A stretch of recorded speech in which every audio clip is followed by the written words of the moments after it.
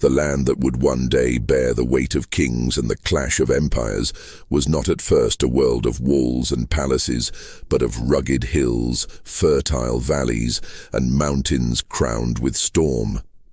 This was Anatolia, a vast highland plateau hemmed in by seas on three sides and pierced with rivers that carved deep into the earth, feeding the fields of barley and wheat. Long before the name of the Hittites was known, this land belonged to the Hatti, a people older than the newcomers who would later claim it. The Hatti spoke in tongues strange and lost to us, their gods fierce and elemental, their temples heavy with offerings to the storm lord who shook the skies and the mother who gave the earth its fruit. Their villages clung to the hills, their kings bore titles of priestly power, and their rites gave the land its sacred rhythm.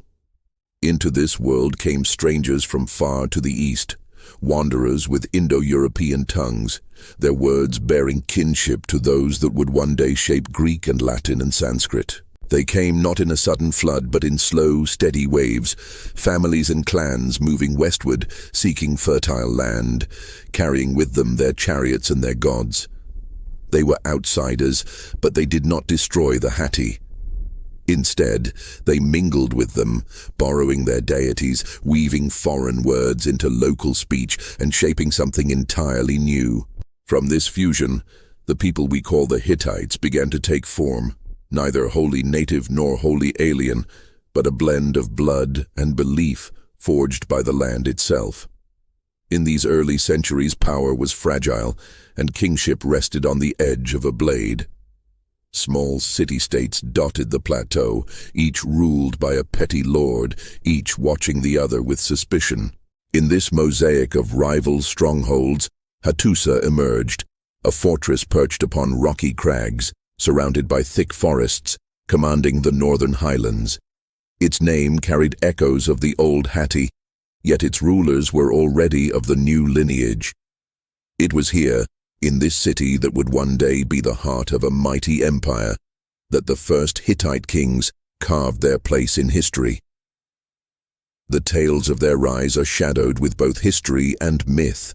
Kings like Labarna and Hattusili are spoken of as founders, remembered in inscriptions as men who united the tribes under one crown. Labarna, whose very name became a title of kingship, set forth the pattern of rule that would define the empire. A monarch ruling from the seat of Hattusa. His word law, his armies feared his throne bound to the gods. Hattusili, taking his name from the city itself, became the first to bind its fate to the destiny of a people.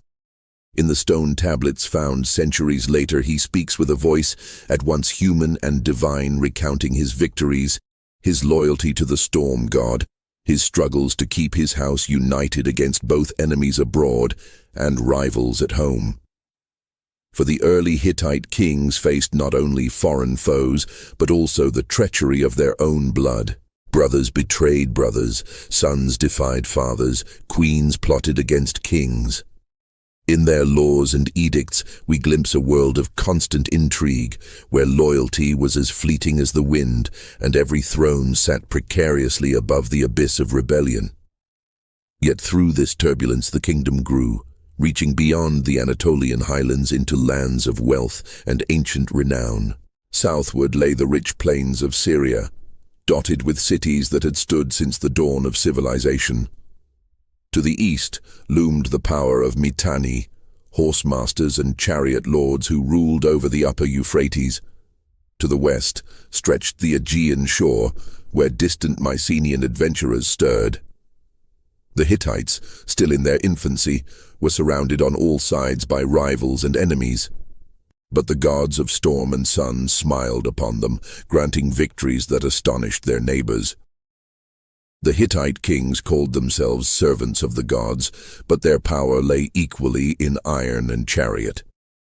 Long before other kingdoms grasped its potential, the Hittites were smelting iron, fashioning weapons that could cut through bronze as stormlight cleaves the clouds. Their chariots, drawn by swift and well-trained horses, thundered across the battlefield with deadly precision, carrying warriors armed with composite bows and spears. These tools of war gave them an edge that turned fragile kings into conquerors and fragile alliances into dominion. But the Hittites were more than warriors. They were builders and lawmakers, inheritors of the Hatti's sacred traditions, yet innovators in their own right. Their tablets speak of treaties written in clay, of laws that weighed crime against justice, of scribes who recorded not only victories but also failures. They were among the first to give the conquered a place within their empire, binding foes with oaths sworn before the gods, demanding tribute and loyalty rather than annihilation. This mixture of ruthlessness and pragmatism allowed them to expand far beyond the Anatolian plateau, transforming from a petty kingdom into an empire that would soon rival Egypt and Babylon. Yet even as the Hittites rose, their story was already shadowed by omens of betrayal, plague, and the wrath of the gods. The storm god who gave them victory was also a jealous master, demanding endless offerings. Kings who neglected him found their reigns cursed with famine or rebellion. The queen, often priestess as much as sovereign, held power behind the throne, weaving the sacred into the political. And the royal court, always alive with intrigue, became the crucible in which the destiny of the empire was forged. Thus began the saga of the Hittites, born from the mingling of peoples, hardened by the mountains of Anatolia, armed with iron, and guided by the storm god. From their citadel at Hattusa, they would send their armies across mountains and deserts, clash with pharaohs on the banks of the Orontes, and carve their names into the annals of history. They were at once a people of war, and of law, of piety, and of treachery. A forgotten superpower whose story would vanish for millennia beneath the dust, only to be reborn when their tablets were uncovered in the modern age. But before their disappearance, they would stand among the giants of the ancient world, feared, respected, and in the end, undone by forces they could neither conquer nor appease. And so, in the dawn of their history, the Hittites emerged from the mists of Anatolia, their kings sharpening iron, their scribes pressing clay, their priests calling down the storm. The empire was not yet at its height, but the path was already laid, each step bringing them closer to glory, to rivalry with pharaohs, and to the final reckoning that would one day consume them. From the rugged cradle of Anatolia, the Hittites pressed outward, their ambition no longer content with scattered strongholds or fragile alliances. It was in these formative years that their kings began to imagine something greater than a kingdom of hills and valleys. They envisioned an empire, one that could rival the ancient powers of Mesopotamia and Egypt, one that would make the storm god of Hatti supreme among the gods of the earth. The path was uncertain, carved through rebellion and conquest, but with each step, the foundations of a superpower took shape. At the heart of this vision stood Hattusa. Perched upon the high rocks of central Anatolia, it was not simply a fortress, but a city destined to become the beating heart of Hittite civilization. Its walls, later to be expanded into cyclopean stretches of stone and gatehouses crowned with lions and sphinxes, began as humbler fortifications. Yet even in its infancy, Hattusa radiated an aura of permanence. The land around it was fertile, the forests thick, the rivers generous, and the rocks themselves seemed to whisper strength. For generations to come, every Hittite king would tie his legitimacy to this city, as if the gods themselves had chosen it as their dwelling. But cities do not rise from stone alone, they rise from will, and in these early centuries that will belong to kings like Labarna and Hattusili. Labarna, remembered as the first to call himself King of Kings, carried his armies far beyond the plateau, extending Hittite influence over neighboring lands. In time, his very name became synonymous with rulership. Future kings would take it as a title, as Pharaoh was taken in Egypt, a symbol not only of personal authority, but of the office itself. Hattusili, his successor, took the bold step of establishing Hattusa as the permanent seat of power, binding the destiny of his house to the stones of that citadel. Through campaigns of both blood and diplomacy, he secured vassals and subjects across Anatolia, knitting together the patchwork of rival city-states into the rough fabric of empire. The Hittites were not alone in this endeavor. They inherited a land already rich with culture, myths, and gods. The Hatti had long worshipped a storm god who hurled lightning from the mountains, and this deity, absorbed into the Hittite pantheon, became the chief divine patron of their empire. Alongside him stood the sun goddess, radiant and regal, protector of the king and the balance of the cosmos. To these they added deities from conquered lands, creating a pantheon so vast that later scribes called it the 1,000 gods of Hatti. In the temples of Hattusa, the storm god's cult was practiced with great solemnity. Sacrifices offered in stone chambers, prayers whispered in the flickering light of oil lamps. For the Hittite kings, rulership was inseparable from priesthood. To displease the gods was to invite plague, famine, or defeat. To honor them was to secure prosperity and victory.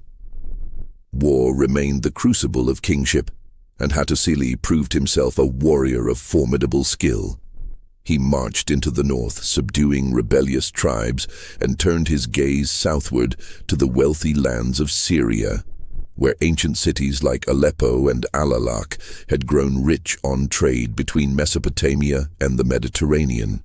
It was here that the Hittites first tested their strength against powers older and more established than themselves. In one campaign, Hattusili stormed Alalak, tearing down its walls, carrying away its riches, and inscribing his victory for the gods to witness. Yet the Syrian campaigns also revealed the fragility of Hittite authority. Each conquest provoked resistance, each victory was followed by rebellion, and the great distances stretched the resources of the young empire. Still, the ambition of the kings drove them forward, their eyes fixed on lands of greater wealth. Within their own realm, the Hittite kings faced enemies no less dangerous. Their rule was plagued by treachery within the royal family itself. Brothers and nephews, bound by blood, yet hungering for power, conspired against the throne. Hattusili himself was forced to name and denounce his own kin, casting aside sons who proved disloyal, raising up grandsons as heirs, only to see them falter or betray him. In his famous Testament, inscribed upon clay and discovered thousands of years later, Hattusili spoke with weary candor of these struggles, of his efforts to secure the dynasty against those who would tear it apart from within. His words reveal a king not only victorious but embattled, torn between duty to the gods, love for his family, and the cruel necessities of survival. The throne passed to Mursili, a name that would echo far beyond Anatolia. Young yet ambitious, Mursili led his armies in a campaign of astonishing audacity, striking deep into Mesopotamia itself. His march carried him across rivers and deserts to Babylon, the great city of Hammurabi, jewel of the Euphrates. In a feat that stunned the ancient world, the Hittites stormed Babylon and toppled its dynasty, carrying away its treasures in triumph. Yet the conquest was fleeting. The Hittites did not hold Babylon, nor did they attempt to plant their rule in the far south.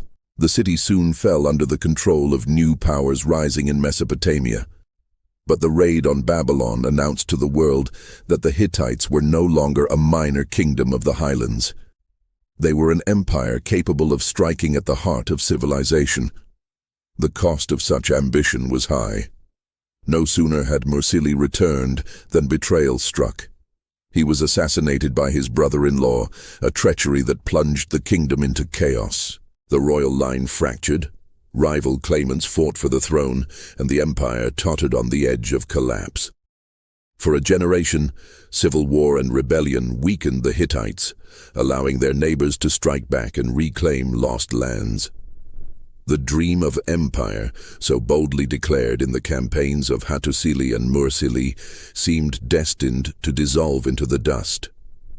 Yet the Hittites did not vanish. From the turmoil arose new rulers who rebuilt what had been torn apart, who reasserted Hattusa's authority and reclaimed the loyalty of its vassals.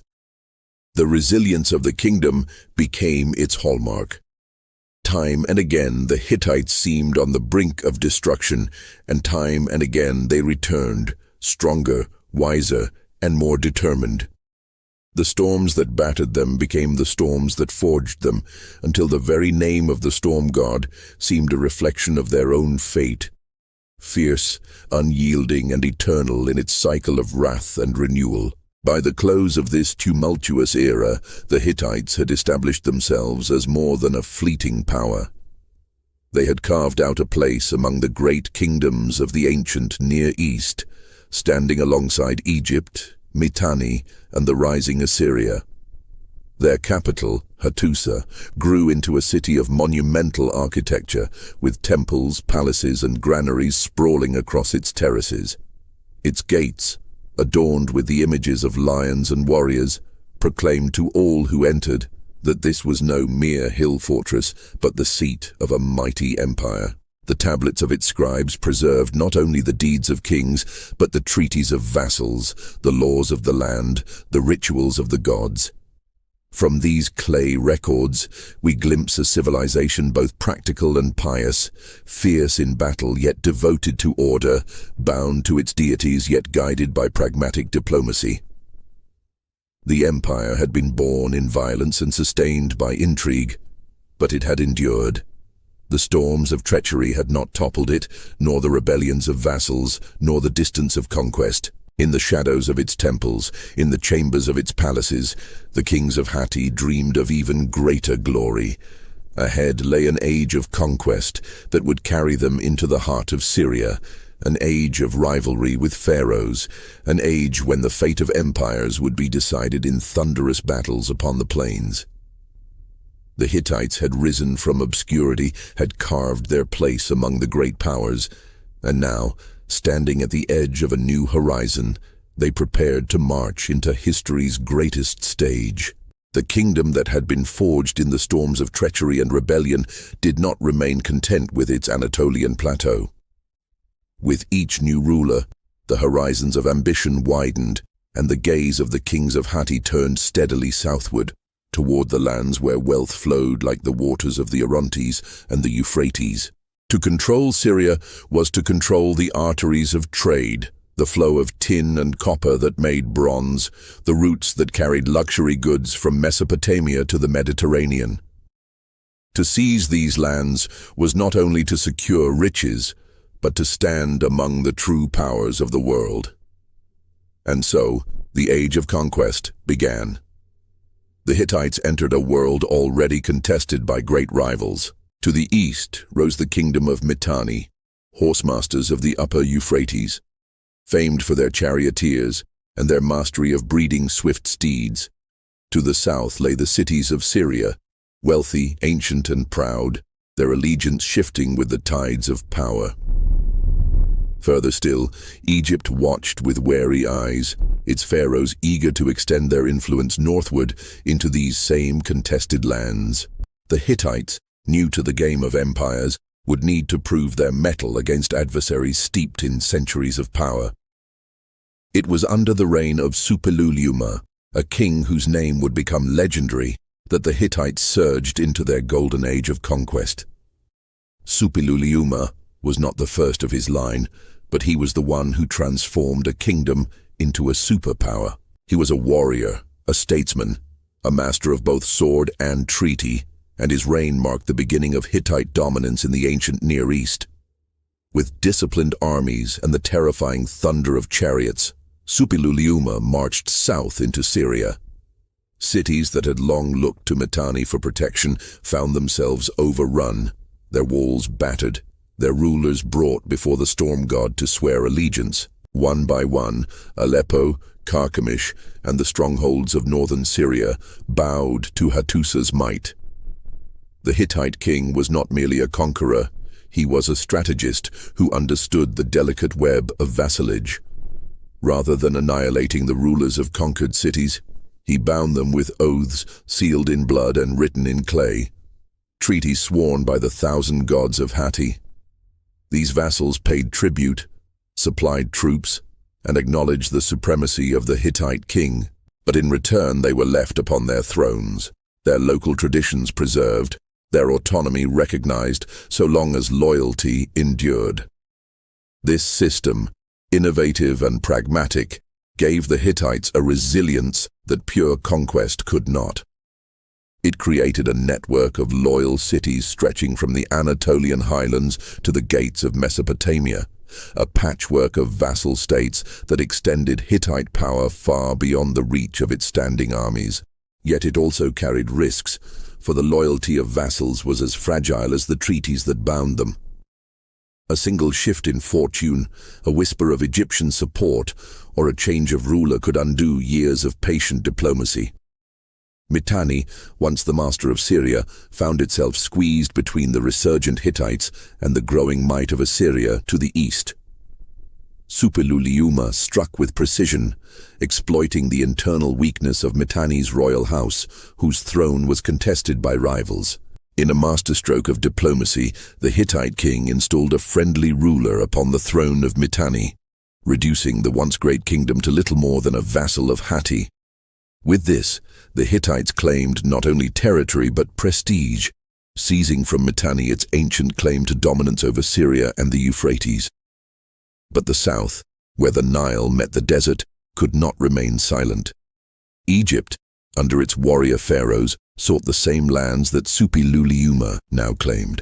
The pharaohs viewed Syria as their rightful inheritance, a buffer zone to keep their borders secure and their trade routes open. The two superpowers were destined for collision, and though the clash would reach its height in the reign of their successors, the seeds were already sown in these years of conquest. Egyptian envoys courted Syrian kings, promising protection and wealth, even as Hittite scribes recorded the treaties that bound those same kings to Hatti. The cities of Syria became the chessboard upon which the greatest rivalry of the ancient world was played. Within Hattusa itself, the wealth of conquest transformed the capital. Great temples were expanded, their courtyards filled with offerings from conquered lands. Palaces grew, their halls adorned with treasures carried from foreign cities. Scribes, trained in the cuneiform script borrowed from Mesopotamia, filled archives with treaties, annals of campaigns and ritual texts, preserving in clay the heartbeat of an empire. Law codes were refined, kings issued decrees, and the machinery of empire expanded to govern the new vassals who now looked to Hattusa for command. What had once been a kingdom of hills was now a sprawling dominion, its influence felt from the mountains of Anatolia to the fertile plains of Syria. The Hittite armies themselves became the terror of the age. Their chariots, lighter and more maneuverable than those of Egypt, carried 3 men instead of 2, a driver, a shield-bearer, and a warrior armed with bow and spear. This innovation gave them an advantage in mobility and firepower, making them formidable opponents on the battlefield. Behind the chariots marched infantry armed with iron-tipped weapons, a technology that gave them a decisive edge over foes who still relied on bronze. Though the full mastery of iron would come later, the Hittites were already ahead of their rivals, their smiths working in secret forges to produce the weapons that made their armies nearly invincible. Yet even in the midst of triumph, shadows lengthened over the empire. The very system that had allowed Superpower to expand so far so quickly carried within it the seeds of instability. Vassals bound by oath could break their word. Treaties sealed with gods could be betrayed. The gods themselves were fickle, and when plague struck the land during Superpower's reign, it was interpreted as divine displeasure. The king, despite his conquests, was haunted by this invisible enemy, a pestilence that claimed lives across the empire and weakened its strength. Superpower himself fell victim to the plague, his body consumed by the same curse that ravaged his people. His death marked the end of an age of conquest and the beginning of a struggle for succession, as his heirs fought to preserve what he had built. Even so, the world could no longer ignore the Hittites. Once dismissed as a mountain people of Anatolia, they were now a superpower whose name inspired awe and fear. They stood as equals to pharaohs, as rivals to Assyria, as overlords of Mitanni. The thunder of their chariots echoed across the Near East, and their treaties reshaped the balance of power. The age of conquest had made them lords of Syria and masters of Anatolia, but it had also set them on a collision course with Egypt, a clash that would culminate in one of the most famous battles the world has ever known. And so the story moves forward from the rise of Superpower to the thunderous meeting of empires upon the plains of Kadesh, where the might of Hittite and the glory of Egypt would collide in a struggle that shook the ancient world.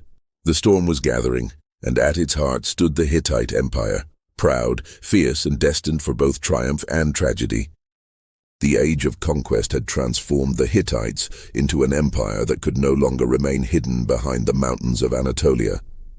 Their victories in Syria, their domination over Mitanni, and their wealth drawn from conquered lands had made them a force that stood equal to any king of the ancient world.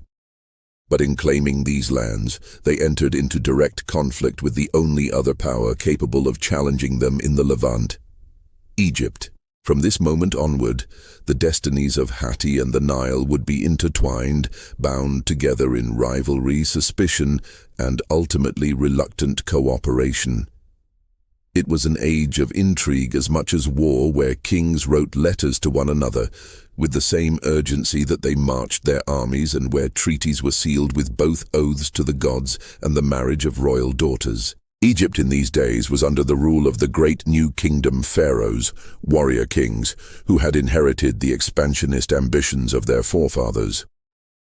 The pharaohs looked northward to Syria as the gateway to the riches of Asia, a land of timber, silver, and control over the vital trade routes that linked Mesopotamia to the Mediterranean. The Egyptians had once been the undisputed overlords of this region, their armies marching deep into Syria under the banner of Thutmose III, who had boasted of planting his standards at the Euphrates. But time had eroded this supremacy. The rising strength of Mitanni, the turbulence of rebellious Syrian cities, and the growing distance of Egypt's campaigns had weakened their grip. Into this vacuum surged the Hittites, and with their arrival, the balance of power shifted forever. The first skirmishes between Hittite and Egypt were not fought with armies but with words and alliances. Syrian cities found themselves caught between the two giants, forced to weigh their loyalties carefully. To side with Egypt was to invite Hittite wrath. To turn to Hittite was to risk Egyptian retaliation. Treaties written in Akkadian, the diplomatic language of the age, preserved these delicate arrangements, their clauses detailing tribute, troop support, and oaths sworn before the 1,000 gods of Hittite or the gods of Egypt. Yet beneath the formality of clay tablets, spies whispered through the markets, emissaries bribed officials, and marriages were proposed to secure advantage. Diplomacy became a battlefield as dangerous as any plane of war. Superpower, though stricken by plague in his later years, had already tilted the scales of this rivalry by installing his sons as rulers in conquered cities. One of these sons was placed in Carchemish, that ancient city on the Euphrates, which became a second capital of Hittite power in Syria. Another was given rule over Aleppo, binding the city to Hattusa by ties of both blood and loyalty. These placements were no accident. By securing his family in the thrones of Syria, Superpower ensured that the Hittite grip was not merely military but dynastic, intertwining the royal bloodline with the land itself. It was during this time that a most extraordinary episode occurred, one that reveals both the fragility of empires and the strange turns of fate that shaped the ancient world. In Egypt, the heretic pharaoh Akhenaten had died, and his successors struggled to stabilize the throne. Amid this turmoil, the widowed queen of Egypt, perhaps Nefertiti, or perhaps Ankhesenamun, the young wife of Tutankhamun, sent a desperate plea to Superpower. Her husband was dead, she wrote, and she had no son to succeed him. She begged the Hittite king to send her one of his sons as her husband so that he might become Pharaoh of Egypt. For a queen of Egypt to turn to a foreign ruler, and a rival at that, was unthinkable.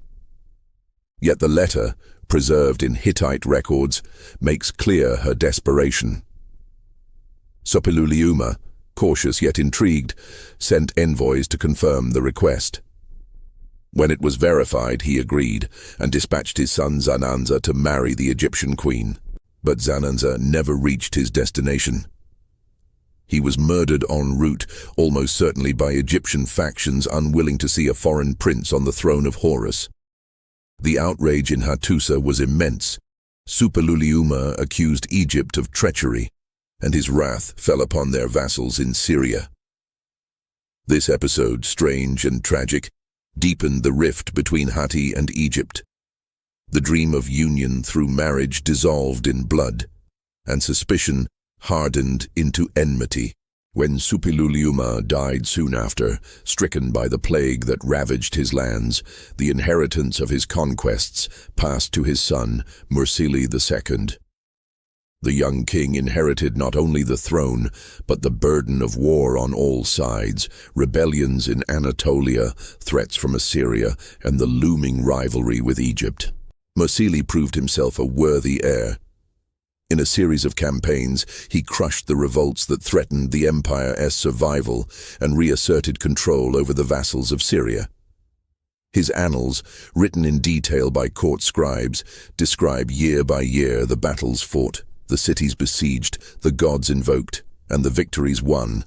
Through these records, we glimpse a king who was both meticulous and relentless, who fought not for glory alone, but for the preservation of what his father had built. Even as Mursili secured the empire, the pharaohs of Egypt were also rebuilding their power. By the time of Seti I and his son Ramses II, Egypt had once more turned its gaze northward, determined to reclaim the Syrian lands that had slipped into Hittite hands. Seti marched into Canaan, capturing towns and fortresses, clashing with Hittite vassals, and proclaiming Egyptian supremacy. The clash was inevitable, and when Ramses II ascended the throne, the stage was set for the greatest confrontation of the age. Ramses was a king of boundless ambition, eager to surpass the deeds of his forefathers. He raised monuments across Egypt, carved his image upon colossal statues, and inscribed his victories upon temple walls with the permanence of stone. But his greatest test would not be in Egypt itself, but upon the plains of Syria, where the might of his armies would meet the chariots of Hatti. The city of Kadesh, strategically placed upon the Orontes River, became the prize. Whoever controlled Kadesh controlled the roots of Syria, and both Egypt and Hatti claimed it as their own. As envoys carried threats disguised as courtesies, as spies whispered false intelligence into royal ears, both kings prepared their armies. The world held its breath as two superpowers, each claiming divine favor, prepared to clash in what would become one of the most famous battles of the ancient world. The time for treaties had ended. The time for thunder and blood had come. And so the story flows toward the fields of Kadesh, where the storm god of Hatti and the falcon god of Egypt would contend for mastery, and where the destiny of two empires would hang in the balance. The year was around 1274 BC, and the world seemed to tremble with anticipation. From the banks of the Nile, Ramses II, son of Seti, gathered his armies in a display of majesty meant to echo the glory of the old pharaohs. He had declared his intent to reclaim the Syrian lands that Egypt claimed by right, to bring the rebellious city-states back under the shadow of the falcon god Horus, and to prove once and for all that Egypt was the eternal power of the world. Yet across the mountains and valleys, in the halls of Hattusa, King Muwatalli II prepared his own armies with equal determination. The city of Kadesh, perched upon the bend of the Orontes River, had become more than a fortress or a prize of war. It was the fulcrum upon which the balance of the ancient world would tilt, and both kings knew that only one empire could dominate the lands of Syria. Ramses marched north at the head of 4 great divisions of his army, each named for a god of Egypt. The Amun division, bearing the sacred standard of Thebes. The Ra division, blazing with the sun disk of Heliopolis. The Ta division, honoring the craftsmen of Memphis. And the Set division, fierce as the god of storms and chaos himself. These 4 bodies of men advanced in stages, strung out along the roads of Canaan and Syria, their chariots gleaming, their spears and bows reflecting the fire of the sun. Ramses, ever eager for glory, rode at the head of the Amun division, certain that the might of Egypt would scatter his enemies before him. But the Hittites were waiting. Mu'attali, a king more cautious and cunning than his rival, had assembled not only his own troops, but also allies and vassals from across his empire and beyond. The annals speak of contingents from Carchemish, Aleppo, Ugarit, and the lands of Arzawa, each sending warriors and chariots to fight for Hatti. Even mercenaries from distant lands may have swelled the ranks, for Mu'attali commanded a host said to number over 3,000 chariots, the largest concentration of this weapon the ancient world had ever seen. These chariots, pulled by sturdy Anatolian horses, were heavier than their Egyptian counterparts, built not for speed alone, but for crushing impact. Each carried 3 men, a driver, a shield-bearer, and a warrior, forming mobile fortresses of bronze and wood that thundered across the plains. The clash began not with the trumpet of war, but with the whisper of deceit. As Ramses neared Kadesh, he captured 2 men who claimed to be deserters from the Hittite army. Under questioning, they told the pharaoh that Mu'attali and his army were far away, still in northern Syria, unprepared to face the Egyptians. Their story was a lie, carefully planted by Hittite spies.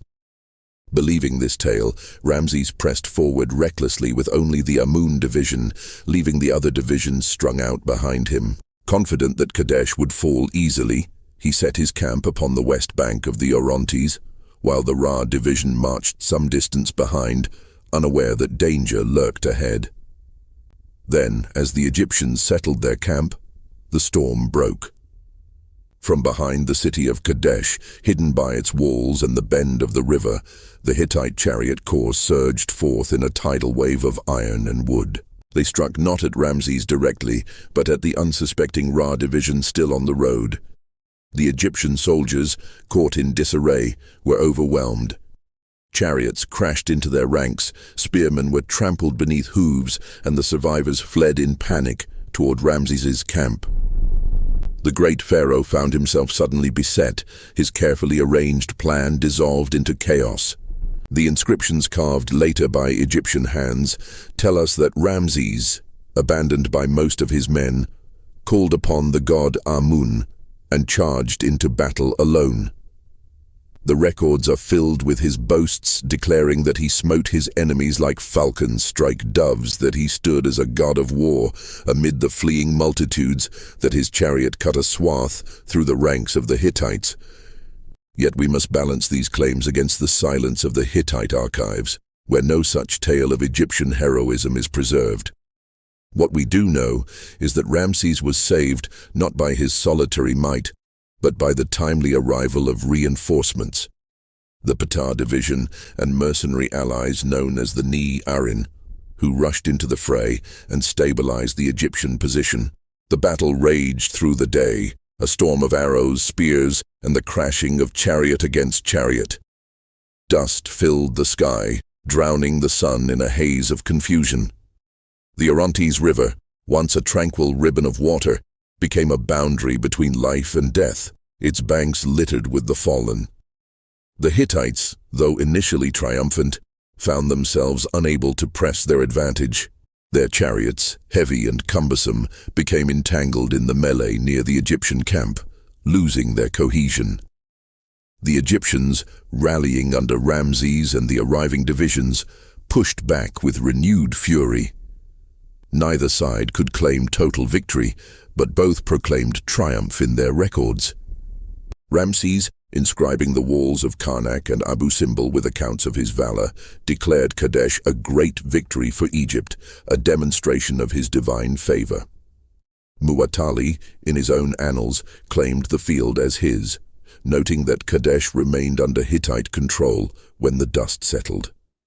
In truth, the battle ended as a stalemate, a furious contest that left neither empire decisively supreme. The Egyptians could not seize Kadesh, and the Hittites could not destroy Ramses's army. The two powers withdrew, licking their wounds, and Syria remained a land of contested loyalties and shifting alliances. Yet the memory of Kadesh endured, etched in stone and legend, a symbol of the rivalry between two of the greatest empires the world had yet known. But the story did not end upon the battlefield. For years after, Egypt and Hatti continued their struggle, their armies clashing in minor campaigns, their envoys writing letters filled with suspicion, their vassals torn between obedience and rebellion. And yet, beneath the tension, a realization began to take hold. Both empires had stretched themselves to the limit.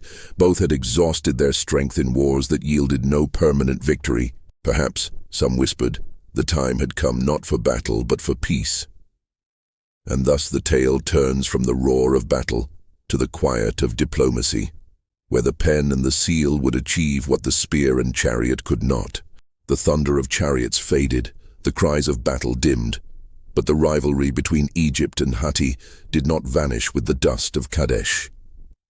The Orontes still flowed past the city's walls, its waters reflecting the banners of Hittite garrisons.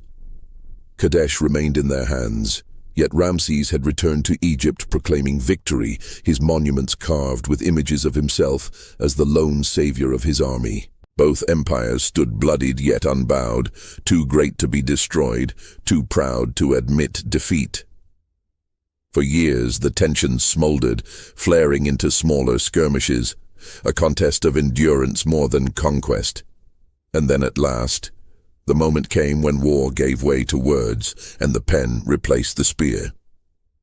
The age that followed Kadesh was unlike any that had come before. In the centuries of conquest that shaped Mesopotamia, kings had risen and fallen through war alone. Diplomacy had always existed, but never on the scale that now emerged between the superpowers of the late Bronze Age. Letters were dispatched between Hattusa and Thebes, inscribed in Akkadian, the shared language of kings, sealed with clay impressions of royal rings. Messengers carried not only greetings, but veiled threats, requests for gold, offers of brides, and declarations of eternal friendship. This was the age of what modern scholars call the Great Powers Club, and at its heart stood the pharaohs of Egypt and the kings of Hatti. Ramses, though he had proclaimed himself the victor of Kadesh, knew that his empire's northern ambitions had been checked. His monuments could tell the people of Egypt whatever story he wished, but in his heart he knew that Hatti remained strong. For his part, King Hattusili III, who rose to power after a storm of internal struggles in Hattusa, also understood the futility of endless war. He had seized the throne from his nephew Uri-Teshub, and needed to secure his legitimacy not through battle alone, but through the recognition of other great kings. To achieve this, peace with Egypt was not only desirable, but necessary. Thus began the slow weaving of the threads that would form the Treaty of Kadesh, the earliest surviving peace treaty known to history.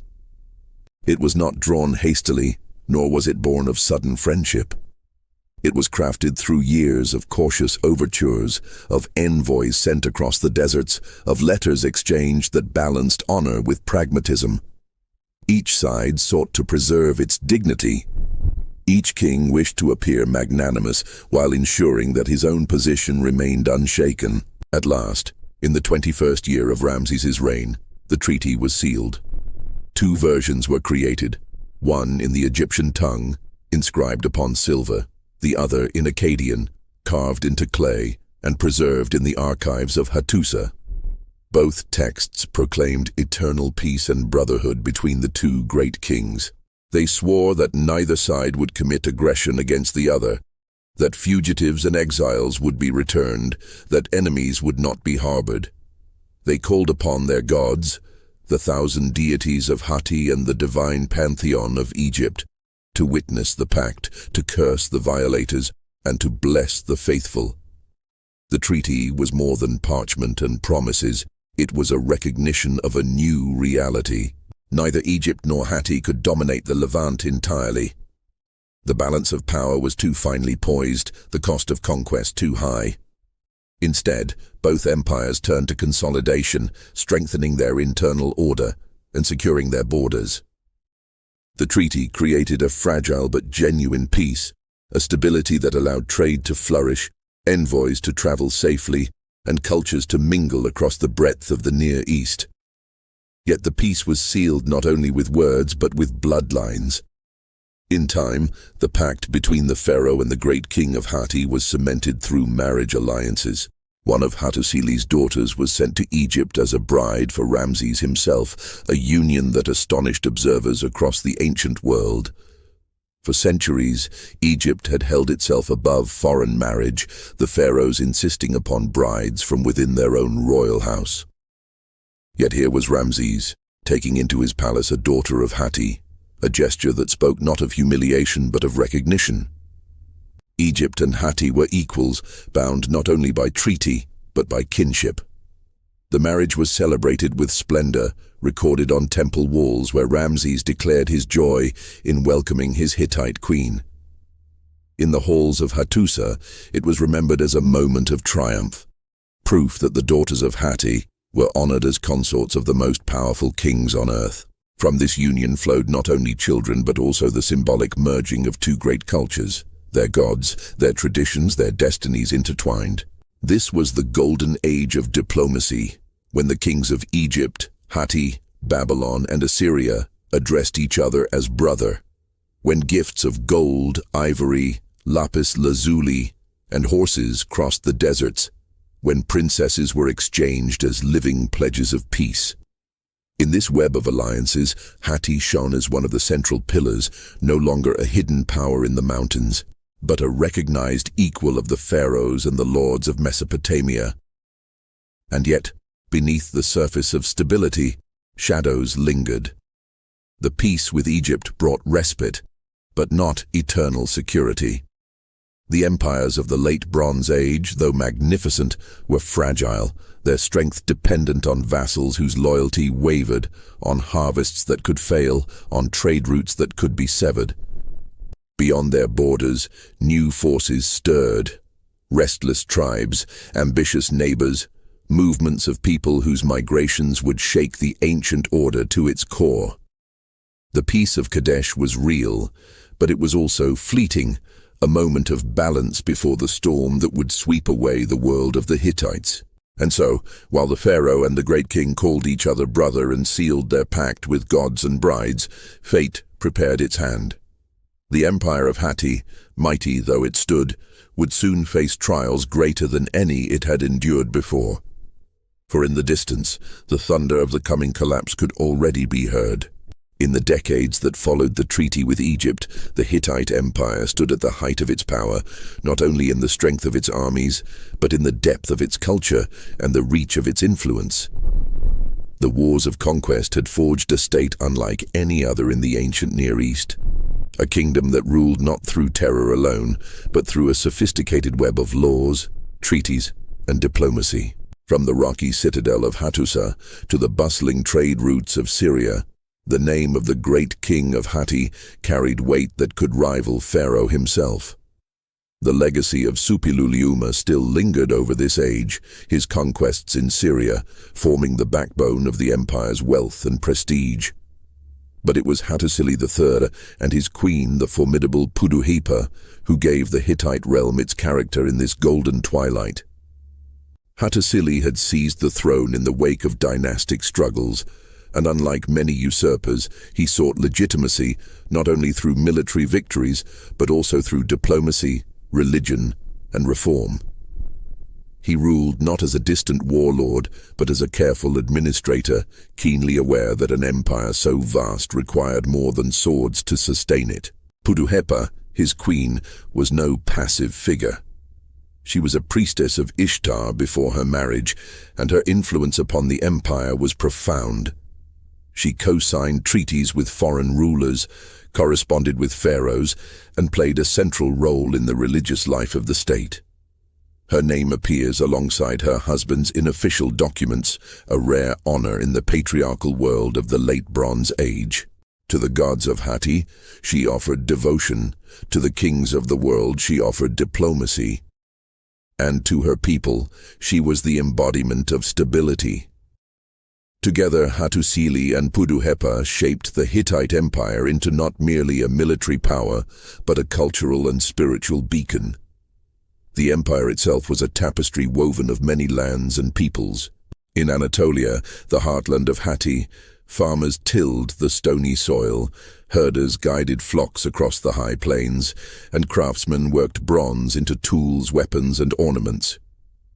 In the cities of Syria, merchants bustled through markets laden with goods from Mesopotamia and the Mediterranean: timber, copper, silver, textiles, and luxury goods from as far as the Aegean. Carchemish, that jewel of the Euphrates, served as the empire's second capital, where royal princes ruled as viceroys, balancing the authority of Hattusa with the practical need to govern the Syrian provinces directly. The administration of this vast realm was intricate, a system built upon loyalty but bound by law. The Hittite kings did not rule as despots alone. They issued decrees, codified laws, and preserved records on clay tablets stored in their archives.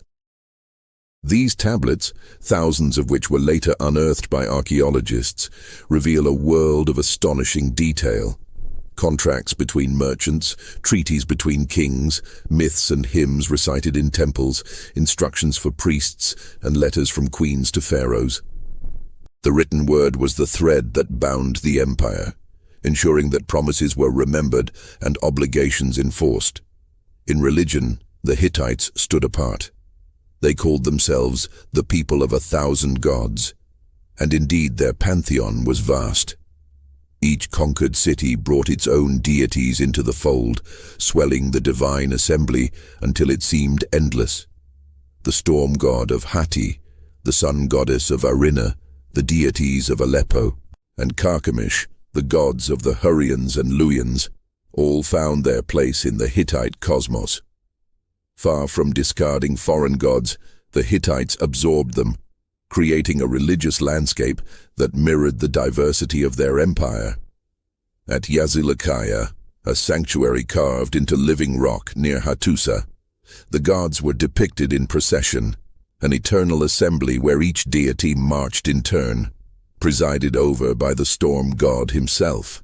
Here ceremonies were performed at the turning of the year, when the fate of the realm was entrusted to divine favor. The Hittites were also innovators in law and justice. Their legal codes, preserved on tablets, reveal a system more lenient than that of many neighbors. Crimes that in Babylon might bring death often brought fines or restitution in Hatti. Compensation was favored over execution, a sign of a society that valued order and reconciliation as much as punishment. Slaves had rights, women could own property, and contracts were enforced with an eye toward fairness. This was not a utopia, but in the harsh world of the Bronze Age, it was a remarkable system. Culturally, the empire thrived on exchange. Hittite scribes copied Mesopotamian epics into their archives, while merchants carried Anatolian goods to the Aegean. Ideas flowed as freely as silver or grain. The myths of the Hurrians, such as the tale of Kumabi, mingled with Hittite religious traditions, shaping a cosmology where gods were overthrown and reborn, where storms raged and fertility was restored through divine struggle. In these stories, the people of Hatti found not only entertainment, but explanations for the cycles of nature and the order of the world. And yet, for all its majesty, the Golden Age carried within it the seeds of fragility. The very diversity that made the Hittite realm rich also made it delicate. Vassals could rebel, alliances could fray, and the endless need to balance the gods of conquered lands created tensions as much as harmony. The climate, too, grew harsher in these years.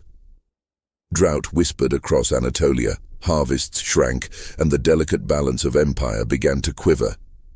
Beyond their borders, new powers were stirring.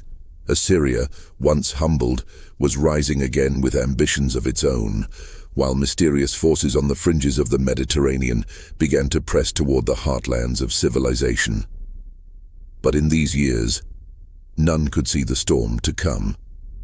To the people of Hattusa, the empire seemed eternal, its kings and queens favored by gods, its treaties binding the world into order. The treaty with Egypt stood as a symbol of stability, a promise that the old enemies would no longer clash. The temples were full, the archives grew with every year, and the gods still marched in their rock-carved procession at Yazilikaya.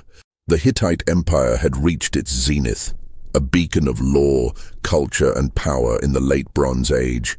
Yet in the silence beyond the mountains, in the restless movements of people along the coasts, in the ambitions of rival kings, fate had already turned. The age of balance would not last. The thousand gods themselves seemed to look uneasily toward the horizon, as if they knew that even the greatest empires are but fleeting shadows upon the earth. And so the story of Hatti moves from its brilliance to its unraveling, from its golden heights to the darkness of its fall. The stage was set for the coming storm, a collapse that would sweep across the entire Bronze Age world and in its fury erase kingdoms that had stood for centuries. The empire of the Hittites, that kingdom of 1,000 gods, had reached its height in the days of Hattusili and Puddaheppa. Its treaties stretched across the world, its kings corresponded as equals with pharaohs and Babylonian lords, its archives overflowed with records of law and religion. To those who lived in the shadow of the citadel of Hattusa, the walls of the city seemed eternal, carved from stone and guarded by lions, a fortress that no force could breach. Yet history has shown that it is in the moment of greatest brilliance that the seeds of decline are often sown, and for Hatti, the twilight had already begun. The late Bronze Age world was a delicate web, spun across the lands from the Aegean to Mesopotamia, held together by trade, treaties, and the fragile cooperation of kings. Timber from Lebanon built ships for Egypt, tin from the mountains was smelted into bronze in Anatolia, lapis from Afghanistan gleamed in palaces of Babylon, grain from the fertile plains sustained the cities of Syria. When the web was intact, the world thrived. But when strands began to break, the entire structure quivered and collapsed.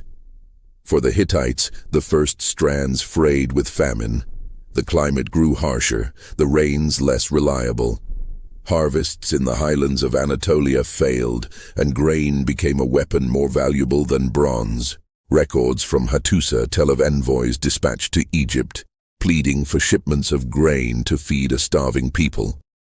That the great king of Hatti, ruler of lands that stretched from the Aegean to the Euphrates, was forced to beg his old rival for bread speaks volumes of the desperation that had begun to grip the empire. Meanwhile, the vassals of Syria, once bound by treaty and oath, grew restless. Egypt, though at peace, remained a constant rival for influence. Assyria, rising in the east, began to press into lands that had once bowed to Hattusa. The balance of power that the Treaty of Kadesh had created was faltering. Even the dynasty itself faced turmoil, for succession in Hatti was rarely smooth, and rival princes often contested the throne, weakening the state at the very moment unity was most needed. And then came the Sea Peoples. Their origins are shrouded in mystery, their names half hidden in Egyptian inscriptions and fragmentary texts. They came from the coasts and islands of the Mediterranean, bands of warriors and migrants who swept across the lands in waves. They were not one people but many, displaced by famine, by war, perhaps by the very climate changes that plagued Hatti itself. They came with ships and fire, striking at Cyprus, at the Levant, at Egypt itself. To the Hittites they were a storm without end, overwhelming coastal cities that had long provided wealth and timber for the empire. Ugarit, the great port that had traded with Hattusa for centuries, sent desperate letters as the sea peoples closed in. In one tablet, a king pleaded for aid, declaring that his enemies had come by sea and his army was away, leaving him defenseless. The letter was never answered. Ugarit was destroyed, its palaces burned, its archives buried in ash. The collapse spread like fire through dry grass. Trade routes snapped, alliances dissolved, cities were abandoned. The Hittites, landlocked and dependent upon their Syrian vassals and coastal allies for timber, bronze, and trade, found themselves cut off. The empire starved not only for food, but for the resources that had once made it mighty. Within Hatti itself, the strain was unbearable. Rebellions flared in Anatolia, where the Luwians and Gazga tribes rose against their overlords. Carchemish, once a proud vice-royalty, struggled to hold the Syrian lands as Hattusa grew weaker. The capital, once the beating heart of empire, became a place of desperation. The archives record fewer triumphs. The scribes wrote fewer annals of conquest. Silence spread where once the words of kings had flowed. At last, sometime in the 12th century BC, the silence deepened into oblivion. Hattusa was abandoned, its palaces left empty, its temples deserted. The mighty citadel, with its lion gates and its archives of clay, fell quiet. Whether destroyed by fire, famine, or revolt, no one knows for certain, but the city that had ruled an empire was no more. The 1,000 gods of Hatti marched no longer in their rock-cut procession, and the great king of the Hittites became a memory. And yet fragments endured. Carchemish survived as a Neo-Hittite kingdom, ruled by descendants of the old line. Other city-states across Syria and Anatolia preserved Hittite traditions in art, language, and religion. Even as the empire vanished, its cultural imprint remained, woven into the fabric of the Iron Age that followed. The storm had swept away the empire, but not the memory. To the Egyptians, the collapse was a calamity survived only with difficulty, and they recorded the names of the sea peoples upon their temple walls as a warning. To the Assyrians it was an opportunity, for as Hatti fell silent, Assyria rose, filling the vacuum with its own empire. To the Greeks, whose age of heroes dawned in this same turbulent century, it was a mystery, a dark age whose origins were half remembered in myth. And to us, it is one of history's great enigmas. How an empire so vast, so powerful, so carefully bound by treaties and laws could disappear almost without trace. But perhaps the truth lies in the lesson that every empire must learn, that power is fragile, that gods may turn their faces away, and that even the greatest of cities can fall silent in a single generation. The Hittites, who had once stood as forgotten superpowers of the Bronze Age, were themselves forgotten, buried beneath the soil of Anatolia until rediscovered by archaeologists 3,000 years later. And so the story of Hatti comes to its close, not in triumph, but in silence. Yet even in its fall, the empire leaves us with its memory of kings and queens, of treaties and battles, of gods carved into living rock, of chariots thundering across the plains of Kadesh. The Hittites remind us that history is not only the tale of those who endured, but also of those who vanished, whose shadows still shape the world unseen. Though Hattusa lay in ruins and the roar of Hittite chariots had faded from the plains of Anatolia and Syria, the empire was far from forgotten. The Hittites had carved their name into history through conquest and diplomacy, law and culture, war and religion. Their story is preserved not only in the clay tablets and inscriptions unearthed millennia later, but in the subtle currents of the civilizations that rose in their wake. The world they had shaped did not vanish with the last king. In Syria and Anatolia, Neo-Hittite city-states continued traditions of governance, art, and religion, preserving the rituals, myths, and administrative techniques of Hattusa even as the Bronze Age world crumbled. The lessons of diplomacy they had pioneered, the use of treaties, the recognition of parity between great powers, the exchange of royal brides, would echo throughout history, influencing the empires of Assyria, Babylon, and beyond. Even the Egyptians, who once clashed with the Hittites at Kadesh, carried the memory of their rival in the careful negotiations and alliances that followed. In the archives of Hattusa, scholars would discover a civilization that had mastered the delicate balance of war and peace, religion and law, conquest and culture. The Hittites' ability to integrate conquered peoples, absorb their gods, and administer vast lands with nuance and fairness was unprecedented. They were architects of an empire that, though ultimately fleeting, shone as brightly as any in the ancient world. Yet the tale of the Hittites is also a cautionary one. It reminds us that no empire, however mighty, is immune to the forces of nature, disease, internal strife, or the restless movements of peoples. The storms of famine, invasion, and revolt that swept away Hattusa were not the result of a single failure, but of many small fractures, amplified by the fragility inherent in all human endeavors. Even the greatest kings, the most revered generals, and the wisest diplomats cannot command fate itself. And so, as we leave the ruins of Hattusa and trace the echoes of the Hittites in the civilizations that followed, we glimpse a story both inspiring and humbling. From the rise of Suppiluliuma to the thunder of chariots at Kadesh, from the brilliance of Hattusili III and Puduhepa to the silence of the Bronze Age collapse, the Hittite Empire reminds us that power is transient, that glory is fragile, and that even in defeat, a civilization can leave an indelible mark upon the world. The lands once ruled by the Hittites would not remain empty for long. Assyria would rise to prominence, Babylon would flourish anew, and kingdoms of Anatolia would eventually coalesce into new powers. The story of Hatti, once a superpower of the Bronze Age, becomes a bridge to the next great epochs of history. A reminder that every empire, no matter how forgotten, casts long shadows across the centuries.